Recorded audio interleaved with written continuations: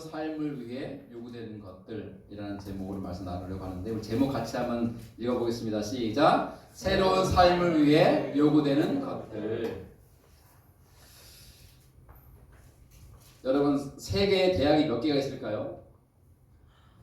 셀 수 없이 많겠죠. 한국에만 해도 대학이 몇 개일까요? 굉장히 많죠. 셀 수 없이 많죠. 근데 한국만이 아니라 전 세계 200여 국가에 있는 대학이 몇 개일까요? 도집사님. 셀 수가 없이 많겠죠. 예, 무수히 많죠. 근데 그 대학을 순위를 매년마다 매깁니다. 그래서 랭킹을 정하는 거예요. 세계 순위가. 여러분들에게 순위를 한번 보여드릴게요. 1위가 어느 학교일 것 같으세요?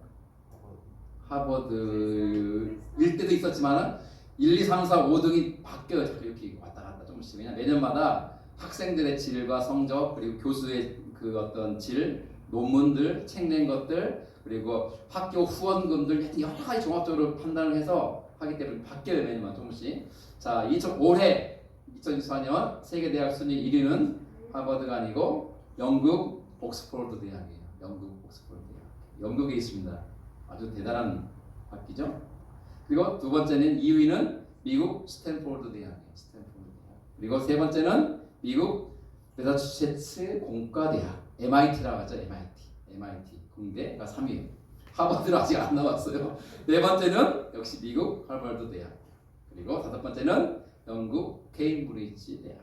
케임브리지 대학이죠. 여섯 번째는 미국 프린스턴 대학교가 6위고 7위는 캘리포니아 공대가 6위, 7위, 8위는 영국 임페리얼 칼리지 왕립 대학이죠. 9위는 미국 UC 버클리 그리고 마지막 10위는 미국 예일 대학교예요. 자, 7개가 미국이고 3개가 영국. 아주 짱짱하죠. 정말 대단한 학교들입니다. 그러면 한국 대학 순위는 1위가 어딜까? 한국 안에서 1위. 당연히 누가 경북대학교라고 그랬어요? 네, 서울대학교가 1위입니다. 단연 서울대학교 1위고요. 두 번째가 연세대학교, 세 번째가 어딜까요?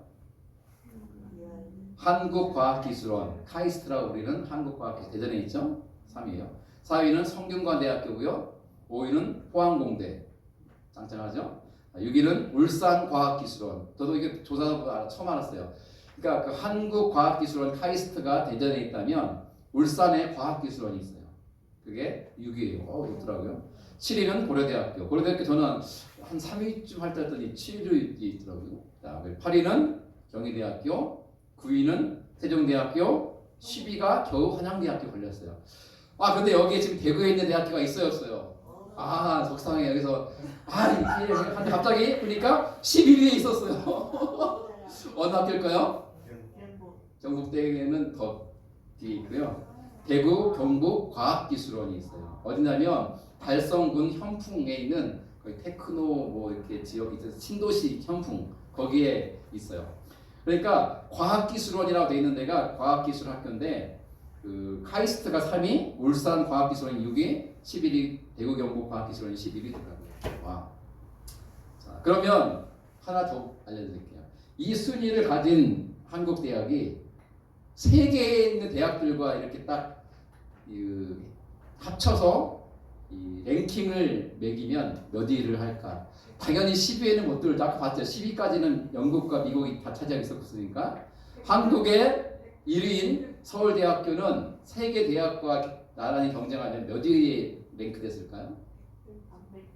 100등 넘어요? 그러면 너무 기분 나쁘잖아요. 100등 안에 있습니다.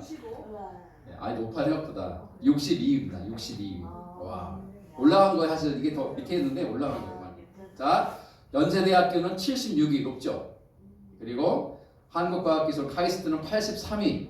여기까지가 100위 안에 들어있는 학교예요. 세 개만. 그리고 네 번째부터 확 떨어져요. 성균관대학교는 145위. 그리고 포항공대는 149위. 울산과학기술은 199위. 그리고 이 다음부터는 다 200 밑으로 떨어져요. 고려대학교도 201위에서 250위 사이에 있고 경희대학교도 251위에서 300위 사이에 있고 세종대도 마찬가지고 한양대학교는 301위에서 350위 사이에 있고 아까 마지막 대구 경북 과학기술로는 351위에서 400위 사이에 있다는 거예요. 그 학생들은 그 다음 학기 공부를 안 시켜요. 그리고 정학을 줍니다. 정학. 근데 정학을 당하면 어떤 일이 벌어지냐. 첫 번째, 학교 기숙사에서 생활할 수가 없어요. 나가야 돼요. 둘째, 학교 근처에서 못 살아요. 셋째, 집에도 돌아가면 안 돼요. 그럼 어디 가냐? 학교에서 멀리 떨어진 제3의 장소에 방을 얻어가지고 생활해야 돼요. 그게 학교 룰이에요. 만약에 학교 룰을 어기고 집에 가버렸다. 학교에서 자릅니다. 그렇기 때문에 저도 이거 있는지 처음 알았어요. 책 보면서 알았어요. 와, 왜 그렇게 하는 걸까? 그래서 일종의 근신 기간이에요. 근신. 내가 잘못한 것을 뉘우치고 돌아보면서 다시 마음을 추스리고 정학 맞은 이후에는 열심히 공부해야 되겠다라는 결심을 하고 진짜 공부에 최선을 다할 수 있도록 하기 위해서 일종의 근신 기간, 유예 기간을 주는 거예요. 그것이 그 학교의 공부의 끝은 아니에요. 그죠? 다시 공부할 수 있는 기회가 주어지는 거예요. 그런데 불과 몇 년 전에 이 하버드 대학에서 10명의 낙제 학생이 나왔어요. 이 하버드 대학에서 10명 나왔던 것은요, 굉장한 학교의 명예가 떨어진 거잖아요. 10명이나 나왔으니까 10명. 근데 그 10명이 다 아시안 스튜던트였어요. 그러니까 아시아 출신의 학생들 전부 다 10명이. 그래서 학교가 조사했어요. 이 10명이 누구냐? 봤는데 그 중에 9명이 어느 나라에서 온 학생들이었을까요? 제가 왜 이 이야기를 꺼냈겠어요? 우리의 조국 한국에서 온 학생들이었어요. 그래가지고 학교에 난리 났습니다. 10명이 낙제한 것도 이건 하버드 역사에서 수치스러운 역사인데 그 중에 10명 다 아시아에서 온 학생들이요. 근데 10명 중에 9명이 무려 9명이 한국 학생이라는 게 충격이었어요. 학교가. 그래서 안 되겠다. 그냥 정학만 주고 학교 밖으로 벗어나서 살아라고 할 게 아니라 그렇게 하긴 하되 매일매일 학교 와서 상담받게 했어요. 문제가 뭔지를 밝히기 위해서. 그래서 전문 상담사를 고용해서 이 학생들을 상담하기 시작했어요. 심도 있는 상담을. 근데 상담 결과가 이렇게 나왔어요. 근데 내용은 참 심플해요. 단순하더라고요. 뭐냐? 왜 이 9명의 한국에서 온 학생들이 낙제를 한 걸까?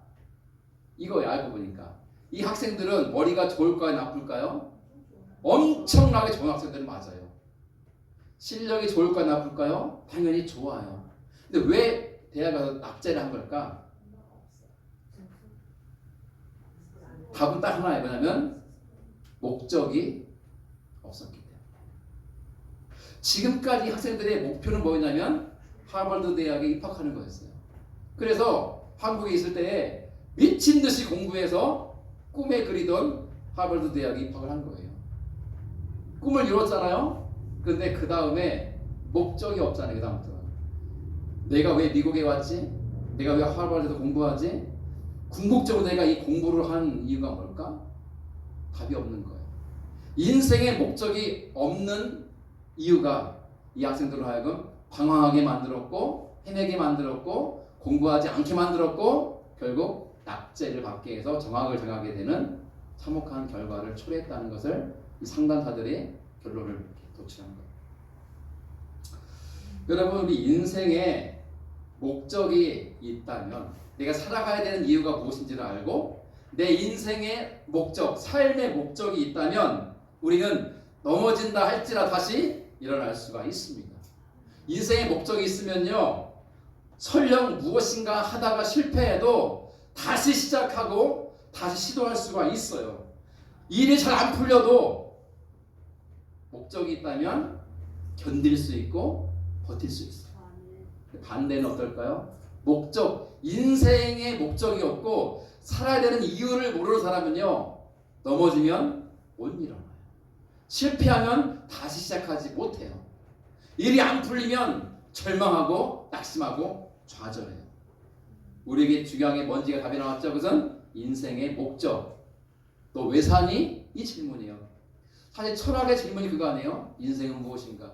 우리가 어디서 와서 어디로 가는가? 이 답을 찾는 게 철학이에요.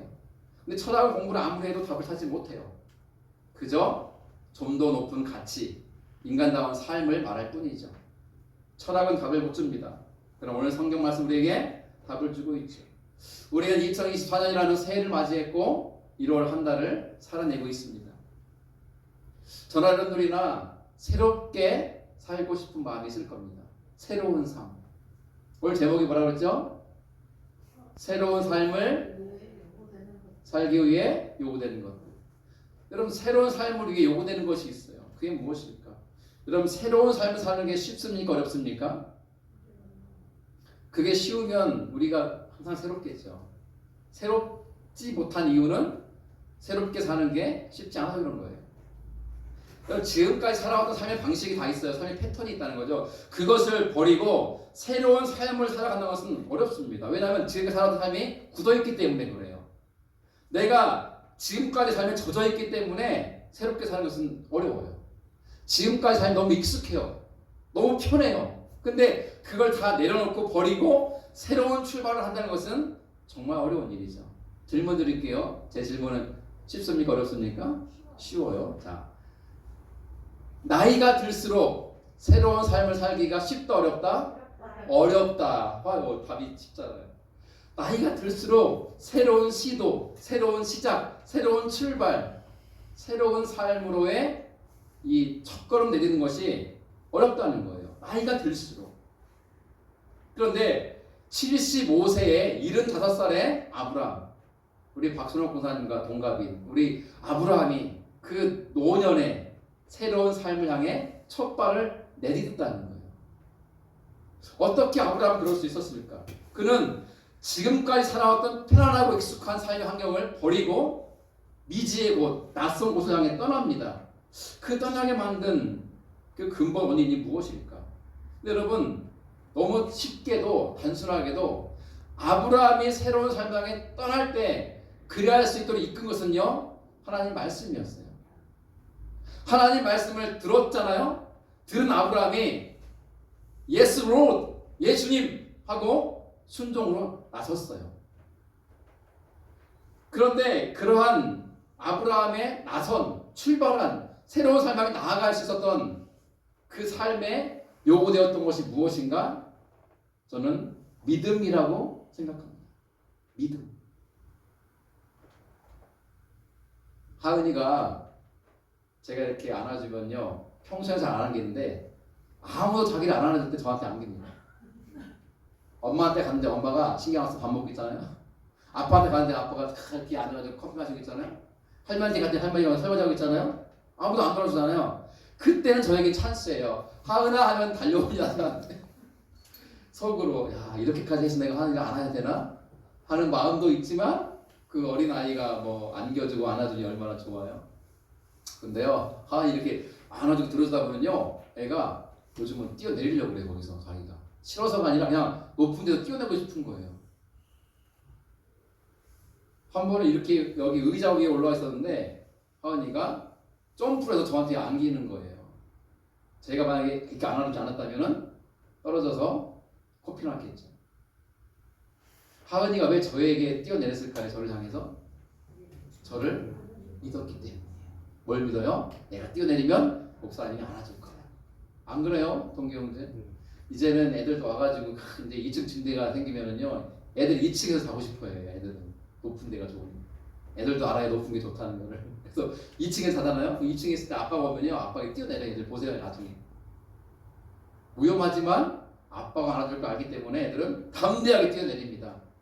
그게 뭐라고요? 믿음이에요. 아브라함이 75세라는 늦은 나이에 가본 적도 없고 미지의 그곳, 낯선 곳, 가나안이라고 하는 이름도 생소한 곳을 향해 출발했다, 떠났다.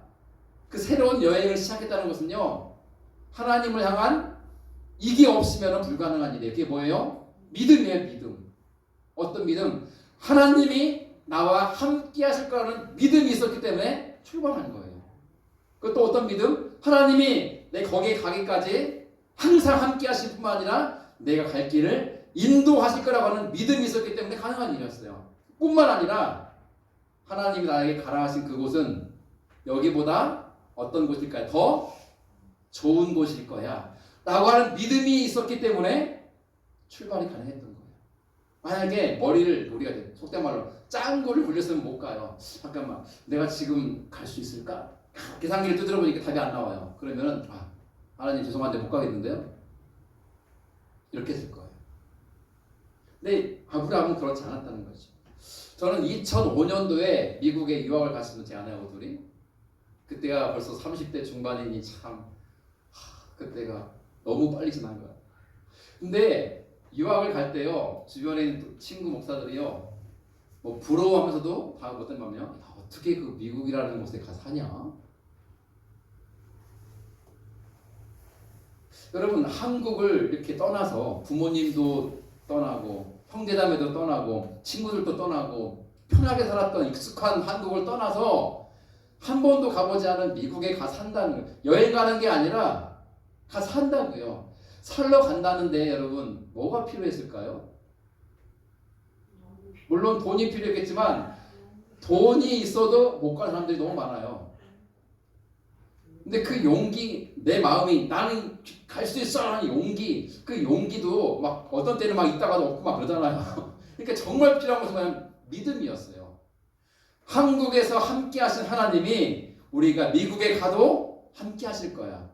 그냥 미국에 던져놓고 공부해라, 알아서 살아라가 아니라 우리가 공부하며 목회하며 살아갈 미국에서의 길을 우리는 아무것도 모르지만 예비해 놓으셨고 인도하실 거라는 믿음이 있었기에 우리는 갈 수 있었어요. 그럼 비행기를 안 타보신 분 계시다고 그랬죠? 비행기 탈 날이 곧 다가올 텐데 기도 많으셔야 돼요. 저도 농담이 아니고 비행기 탈 때만큼 간절히 기도한 적이 없는 것 같아요. 저는 무서워요, 비행기 타는 것이. 비행기를 타고 막 기도 진짜 많이 해요. 주여, 이 비행기가 추락하지 않게 해주시옵소서. 여러분, 자동차는 사고 나면 그래서 살 수 있는 확률이 있어요. 근데 비행기는 추락하면 다 죽잖아요. 생각해보세요. 이따만한 고철덩어리가 하늘에서 떨어졌는데 누가 살아남아요? 다 죽어요. 안 돼. 뭐 안전벨트 매라 어쩌다 하는데 그거 해도 의미 없어요. 다 죽어요. 그러니 저는 기도를 할 수밖에 없어요. 하나님, 정말 이 비행기 떨어지면 안 되겠어. 할 일이 많거든요. 믿음이 없으면 비행기를 탄다 못한다? 못해요. 그래서 비행기를 실제요. 탔다가 너무 막 두려워서 저기요! 저 내릴래요 하고 내린 사람이 있다 없다? 있다. 생각보다 많아요.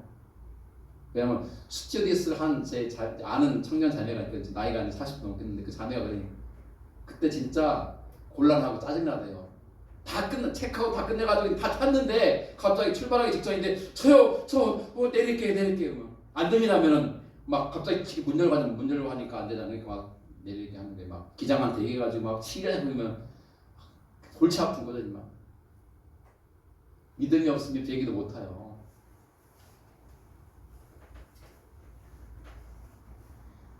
2021년 제가 대구로 목회하러 처음 왔거든요. 제게 믿음이 없었다면 저는 대구를 못 왔을 거예요. 저는 그때까지 대구를 한 번도 와본 적이 없었거든요. 저는 2021년 동천교회 목회하러 올 때 대구를 처음 왔어요. 난생 처음 왔어요, 대구를. 저는 대구는요, 뭐만 하냐면 대구는 사과 아가씨가 있다라는 거 말해서 대구는 사과 아가씨가 있다. 남원에 가면 춘향이를 뽑는다면 대구는 사과 아가씨, 능금 아가씨를 뽑는다는 걸 제가 들어 알고 있었고 우리 나라에서 제일 더운 곳 이 정도만 알고 있었죠. 제가 잘 몰랐어요. 대구. 이렇게 좋은 분들이 계실 줄은 몰랐어요. 가면요 사람들이 막 무시무시하게 막 째려보고 으악 저를 막 어떻게 할 줄 알았는데 와보니까 그런 분들도 있긴 하던데 여러분처럼 좋은 분도 많이 계시더라고요. 여러분 제 아내와 함께 제가 2021년에 대구에 처음 올 때 하나님이 우리와 함께 하시고 우리 지키신다라는 믿음이 없었으면 못 왔어요. 최근 얘기할까요? 작년 5월 7일 우리 대구 드림교회가 처음 시작됐어요. 목사로서 제가 하나님이 함께 하시고 지키시고 돌보시고 인도할 거라는 믿음이 없었으면요 저 개척 못했습니다. 안 그러겠어요?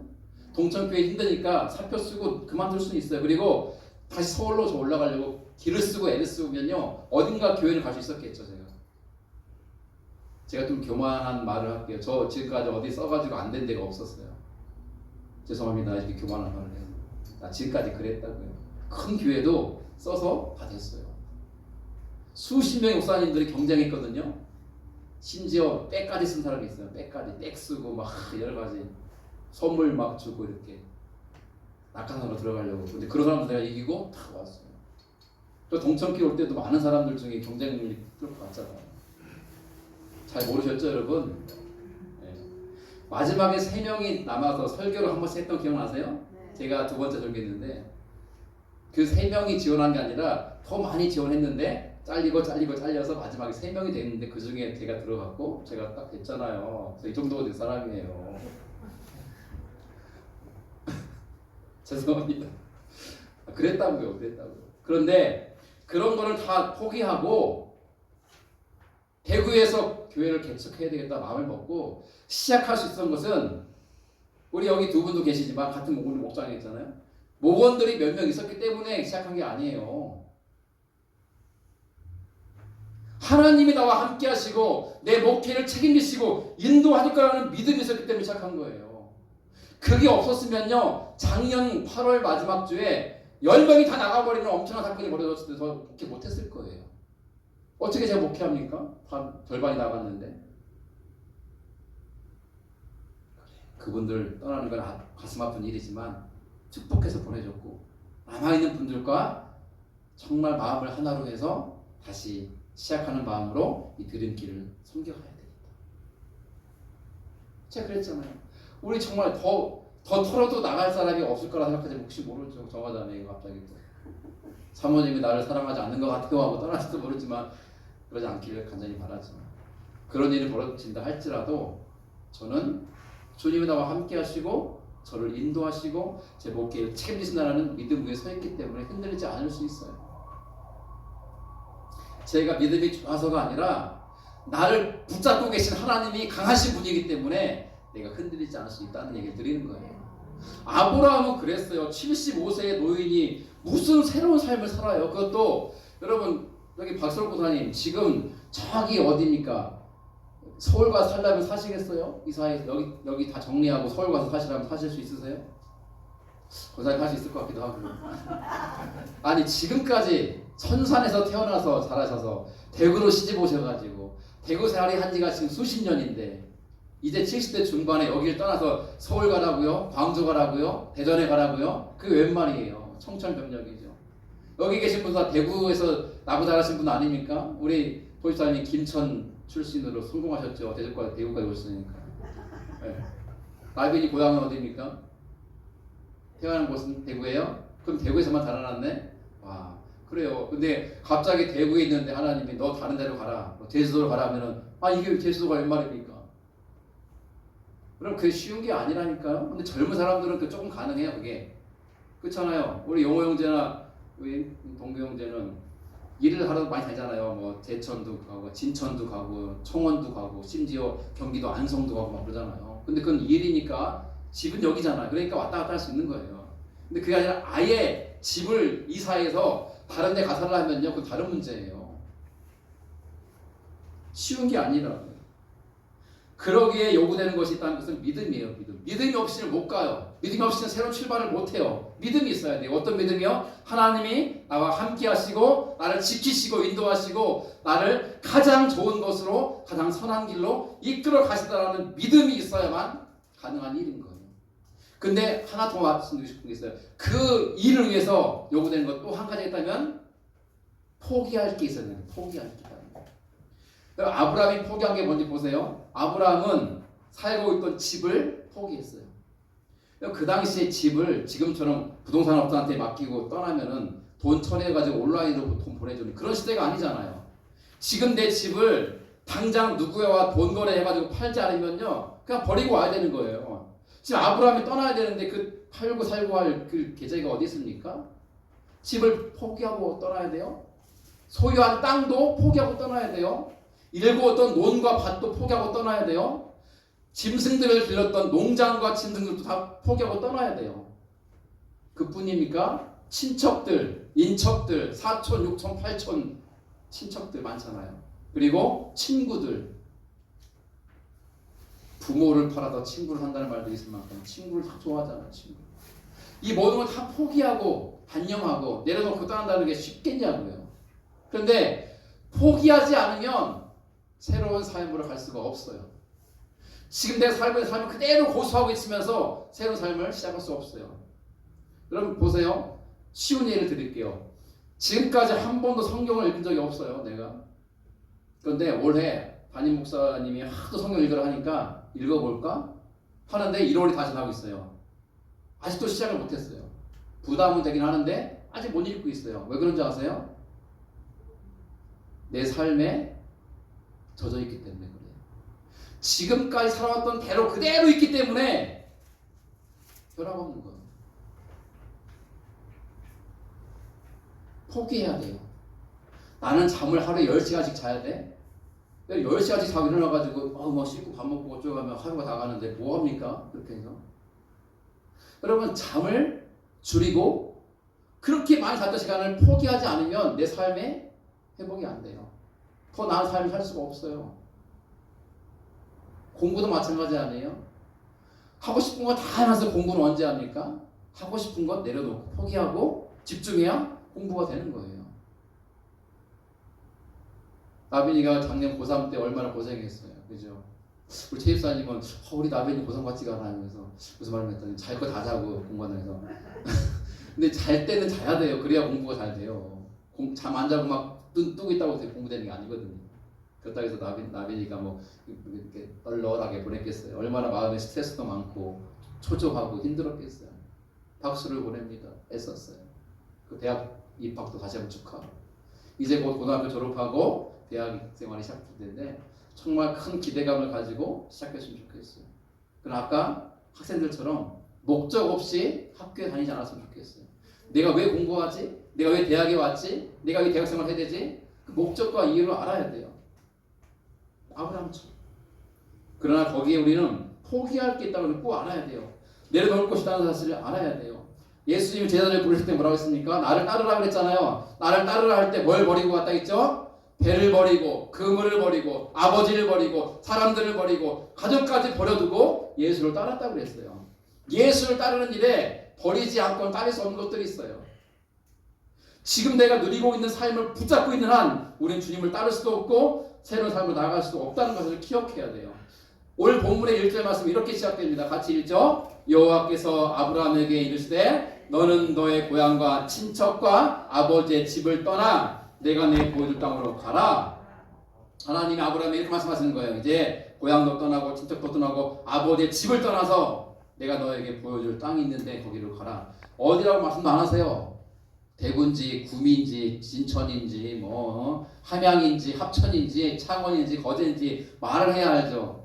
그냥 내가 너에게 말해줄 테니까 알려줄 테니까 그냥 떠나라. 근데 하나님 이번에는 아브라함에게 떠나라 라고만 하시지 않고 약속의 말씀을 이어서 주십니다. 같이 읽어보죠. 시작. 내가 너로 큰 민족을 이루고 내게 복을 주어 내 이름을 창대하게 하리니 너는 복이 될지라. 너를 축복하는 자에게는 내가 복을 내리고 너를 저주하는 자에게는 내가 저주하리니 땅의 모든 족속이 너로 말미암아 복을 얻을 것이라 하신지라. 아멘. 이게 어디서 하신 말씀이냐면 하란 땅에서 하신 말씀이에요. 그러면 그 전 갈대아 우르에 있을 때도 이 말씀을 했을까요? 저는 모르겠어요. 2절과 3절은 모르겠지만 1절을 했을 거예요. 아브라함아 갈대아 우르를 떠나라. 그리고 내가 너에게 보여줄 땅으로 가라 라는 말씀을 했을 것 같아요. 근데 하란 땅에서 동일하게 이 말씀을 하시면서 이제는 약속의 말씀까지 주시는데 약속의 내용이 뭐냐면 내가 너로 큰 민족을 이루어 주겠다. 그리고 내가 너에게 복을 주겠다. 내 이름을 창대하게 하겠다. 너는 복 자체가 될 거야. 그래서 네가 축복하는 자에게는 내가 복 주고 네가 저주하는 자는 내가 저주할 거야. 그래서 땅의 모든 족속이 너로 말미암아 복을 얻게 할 거야. 이런 어마어마한 약속의 말씀을 주셨는데 아브라함이 어떻게 반응합니까? 하나님 잠깐만요. 3일만 말미를 주세요. 내가 생각 좀 해보고 결정할게요. 라고 한 게 아니라 어떻게 했다고요? 같이 했습니다. 시작. 이에 아브라함이 여호와의 말씀을 따라갔고 롯도 그와 함께 갔으며 아브라함이 하란을 떠날 때 75세였더라. 아브라함이 그의 아내 사레와 조카 롯과 하란에서 모은 모든 소유와 얻은 사람들을 이끌고 가나안 땅으로 가려고 떠나서 마침내 가나안 땅에 들어갔더라. 아멘. 하나님 3일만 만민해 주세요. 고민 좀 해볼게요가 아니라 말씀을 받자마자 어떻게 해요? 이에 즉시 아브라함이 여호와의 말씀을 따라갔다는 거예요. 여기에 필요한 게 두 가지라고 그랬죠. 하나는 믿음이 필요하다. 믿음. 두 번째는 버림, 포기함이 필요한 거예요. 그거는 갈대 우르에서 나올 때는 아무것도 없이 나왔지만 하란 땅에 살 때에는 많은 소유를 얻었다고 그랬어요. 이제 답이 나오죠. 왜 그의 아버지 데라가 가나안까지 안 가고 하란에 머물렀는지. 하란 땅은요 진짜 보기 좋은 곳이었고 살기 편한 곳이었을 것 같아요. 그리고 농사를 짓든 사업을 하든 시장에서 장사를 하든지 간에 일이 잘 될 수밖에 없는 환경이었던 거죠. 그러니 아버지 데라가 여기가 좋사오니 하고 거기 머물렀던 거예요. 아버지가 안 가니 아들이 갈 수 있겠습니까? 그죠? 아버지가 마음 바꿀 때까지 기다렸는데 마음을 안 바꾸니까 하나님 어떻게 하세요? 아버지 데라가 죽게 하시고 아버지가 죽자마자 하나님이 찾아오신 거예요. 이제 아브라함아 떠나라. 때가 됐다. 내가 너에게 큰 민족을 이루고 복이 되게 하시며 내가 너를 통하여 네가 축복하는 자에게 복 주고 네가 저주하는 자에게 내가 저주하며 모든 열방이 모든 민족이 너를 통해 복받게 하겠다는 어마어마한 약속의 말씀을 받았어요. 이때 아브라함이 그 약속을 붙잡고 그 말씀을 따라갔다고 했잖아요. 그죠? 따라간 거예요. 말씀 붙잡고. 그러면서 마침내 가나안 땅에 들어갑니다. 자, 그러한 아브라함에 대해서 사도 바울 로마서 이렇게 그를 설명합니다. 같이 읽죠. 시작. 아브라함이 바랄 수 없는 중에 바라고 믿었으니 이는 내 후손이 네가 되리라 하신 말씀대로 많은 민족의 조상이 되게 하려 하심이라. 아멘. 그렇죠. 바랄 수 없는 중에 바랐다. 왜? 아무것도 안 보이고 캄캄하잖아요. 가보지 않은 곳에 가야 되니까. 지금까지 살아보지 않은 삶을 살아야 되니까 아무것도 이렇게 보이지가 않고 바랄 수가 없잖아요. 그러나 그런 중에도 그는 바랐고 믿었다. 누구를? 하나님을 믿었다는 거죠. 하나님 무엇을? 하나님이 함께 하심과 인도하심과 책임지심과 가장 선한 길로 인도하시고 가장 좋은 것을 허락하실 것을 믿었다는 거죠. 그래서 하나님은 그런 아브라함으로 많은 민족의 조상이 되게 하셨다. 그렇게 말하고 있는 겁니다. 야고보서도 보면은 동일한 말씀을 같은 맥락에 하십니다. 같이 읽죠. 시작. 내 형제들아 만일 사람이 믿음이 있노라 하고 행함이 없으면 무슨 유익이 있으리요? 그 믿음이 능히 자기를 구원하겠느냐? 라고 물어요. 하나님 떠나라 하는데 떠나지 않고 가만히 있는 거예요. 하나님이 시작해라 하는데 시작하지 않고 가만히 있는 거예요.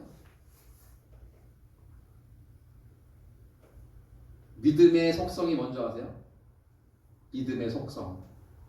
믿음은 우리로 행하게 하고 움직이게 하고 순종하게. 믿음의 뒷면은 순종이에요. 보세요. 나 믿음이 있어 라고 말하는데 행하지 않아요. 그 사람 믿음이 있는 거예요? 없는 거예요? 없는 거예요. 혹시 믿음이 있다면 그 믿음은 죽은 믿음이에요. 병든 믿음이에요.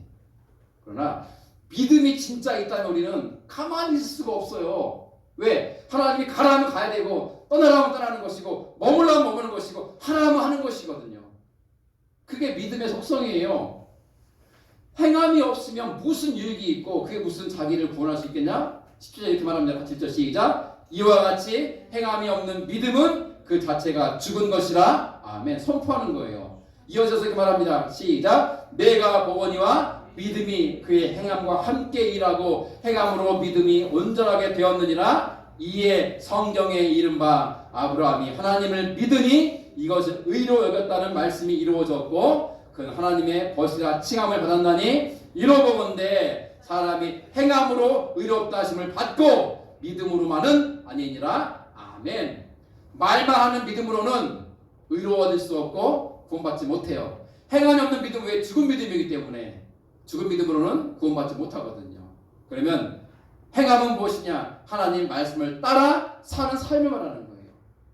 이사야는 그의 글에서 이렇게 우리에게 말씀합니다. 1절 시작. 나 여호와가 말하노라 내 손이 이 모든 것을 지었으므로 그들이 생겼느니라. 무릇 마음이 가난하고 심령에 통회하며 내 말을 듣고 떠는 자 그 사람은 내가 돌보려니와. 아멘. 하나님 말씀을 듣고도 무감각하게 말씀은 말씀이고 나는 나고 이런 사람은 하나님이 안 돌보신다는. 그러나 말씀을 듣고 떤다는 것은 무서워 떤다는 게 아니라 말씀을 두려운 마음으로 받고 그 말씀을 따라 살아가는 자를 내가 돌볼 것이다 약속하시는 거예요. 이게 성경이 우리가 주고 있는 초지일관 전체적인 말씀, 그 말씀입니다. 이러한 하나님의 약속의 말씀을 받은 아브라함의 이름의 뜻이 뭔지 혹시 아십니까? 읽어볼까요? 시작. 높임 받는 아버지라는 뜻이 원래 아브라함의 이름이에요. 높임 받는 아버지. 그러니까 그의 아버지 데라가 큰 아들을 낳고 이름을 아브라함이라 지은 이유는 내 아들이 큰 아들이 우리 가문에서 높임 받는 아버지가 되기를 바라는 마음으로 지어준 거예요. 하나님 그 이름을 바꾸죠. 뭐라고 바꾸죠? 아브라함으로 바꿉니다. 뜻이 뭘까요? 같이 읽죠. 시작. 많은 무리의 아버지. 조금 더 확장하면 시작. 열국의 아버지, 열방의 아버지로 바꿔요. 한 집안에 높임받는 아버지가 아니라 온 열방의 아버지로 존경받고 높임받는 아버지가 되게 하시는. 그러니까 하나님의 꿈이 커야 작아요? 근데 그래요. 가끔 아유 아브라함이니까 큰 꿈 받았죠. 저는요 뭐 아니요. 하나님이 크시지 우리가 우리는 크지 못하지만 하나님은 크시잖아요. 그러니까 하나님을 믿는다는 것은요 그분이 갖고 있는 큰 꿈을 내 것을 받는다는 뜻이기도 해요. 정화자매 알겠어요? 하나님은 정화자매의 인생을 통해서 하나님 큰 꿈을 이루시기를 기대하고 계시고 원하고 계시다고요. 나같이 사람이고 아브라함께서 보여주시잖아요. 아브라함은요 죄송하지만 평범한 사람이고요. 다음 주 볼 건데 실수가 많고 허물이 많은 사람이에요. 평범한 아브라함을 들어서 뭘로 부르세요? 특별한 부르심, 특별한 사명으로 부르시는데 그 사명에 예 주님하고 순종하는 아브라함을 통해서 하나님 그 놀라운 역사를 이루어 가신다는 것을 성경 우리에게 고스란히 보여주고 있습니다. 이제 마지막 후반부 말씀을 나누고 말씀을 마무리 짓죠. 마지막 6절로 9절 말씀 같이 읽어봅니다. 시작. 아브라함이 그 땅을 지나 세겜 땅 모래 상수리 나무에 이르니 그때 가나안 사람이 그 땅에 거주하였더라. 여호와께서 아브라함에 나타나 이르시되 내가 이 땅을 내 자손에게 주리라 하신지라. 자기가 나타나신 여호와께 그가 그곳에서 제단을 쌓고 거기서 베델 동쪽 산으로 옮겨 장막을 치니 서쪽은 베델이요 동쪽은 아이라. 그가 그곳에서 여호와께 제단을 쌓고 여호와의 이름을 부르더니 점점 남방으로 옮겨갔더라. 아멘. 드디어 마침내 결국 아브라함이 어디에 도착합니까? 가나안 땅에 도착했고요. 약속의 땅이죠. 가나안의 한 중심에 있는 도시인 세겜에 이르렀어요. 거기에 임시로 거주하며 사는 동안 그는 장막을 치고 가장 먼저 뭐 했게요? 노란색 나왔잖아요. 여호와께 제단을 쌓았어요. 그 말은 뭐예요? 하나님께 예배드렸어요. 그리고 8절 나오죠. 그는 가는 곳마다 제단을 쌓았어요. 뭡니까? 하나님께 예배드렸어요. 그 여호와 이름을 높이고 그 이름을 불렀어요. 이제 마지막 말씀은 그거예요. 우리가 새로운 삶을 살고자 한다면 믿음을 가지고 나서야 돼요. 두 번째는 버릴 것, 포기할 것을 미련 없이 버릴 수 있고 포기할 수 있어야 돼요. 마지막은 뭐냐? 하나님을 예배하는 삶을 살아야 돼요. 어디에 가든지 하나님을 예배해야 돼요. 우리 이제 오랜만에 나비 왔으니까 나비를 축복하면서 이제 멋진 대학생 되잖아요. 학교 가면 얼마나 많은 것들을 해야 되겠어 새롭게. 근데 저는 나빈이가 기도하면서 하루를 시작했으면 좋겠어요. 하나님, 내가 대학생활을 시작하고 오늘 첫날인데 좋은 친구들 만나게 하시고 선생님도 좋은 분들 만나게 해주세요. 내 인생의 멘토, 내 인생의 스승을 만나게 해주세요. 내 평생 함께할 믿음의 좋은 친구를 만나게 해주세요. 그렇게 기도하면서 대학생활을 시작하는 거예요. 직장생활도 마찬가지 아닙니까? 동경대, 영웅대 새로운 직장을 찾고 있잖아요. 이직을 해서 새로운 직장에 가겠을 때 이야 내 능력을 알아봐주고 내가 이렇게 내 실력으로 왔구나가 아니라 하나님 나는 부족하지만 이렇게 좋은 직장 주심을 감사합니다. 오늘 첫날인데 내가 하나님의 인도하심으로 여기서 잘 적응하고 정착하고 인정받고 일 잘 할 수 있게 도와주십시오. 기도하면서 시작하는 거 그게 하나님 예배하는 삶인 거예요. 다른 게 아니에요. 어디를 가든지 하나님을 바라보고 하나님을 찾고 구하며 나를 부르신 하나님의 부르심을 따라 더 높고 위대한 삶으로의 인도하심을 확신하며 붙잡고 살아가는 삶. 그러한 자의 삶 속에 하나님은 새로운 일을 행하시고 새로운 삶을 살아갈 수 있도록 인도하실 줄로 믿습니다. 하버드 대학 학생들을 꼭 기억하십시오. 낙제한 9명의 한국 학생들. 만약 그 학생들 나중에라도 인생의 목적을 찾았고 살아야 되는 이유를 발견했다면 더 이상 낙제하지 않고 공부를 열심히 해서 졸업하고 지금 어딘가에서 열심히 잘 살고 있으리라 생각을 합니다. 하지만 여전히 정학을 맡고 낙제한 후에도 인생의 목적과 삶의 방향을 찾지 못했다면 아마 입학은 했으되 졸업하지 못하고 학교에서 쫓겨나서 그냥 하버드 대학에 한 학기 공부를 한 경력은 있을지 모르지만 이력은 있을지 모르지만 어디에도 성취를 하지 못한 졸업도 하지 못한 그러한 어쩌면 낙오다로 할 수 있을지 모르겠습니다. 우리 역시 마찬가지라 생각합니다. 우리의 인생의 목적과 방향을 바로 하십시오. 우리 인생의 목적과 방향을 누가 주십니까? 하나님이 주십니다. 하나님의 약속의 말씀에 귀를 기울이시고 주시는 말씀을 붙잡고 새로운 삶을 향해 나아가십시오.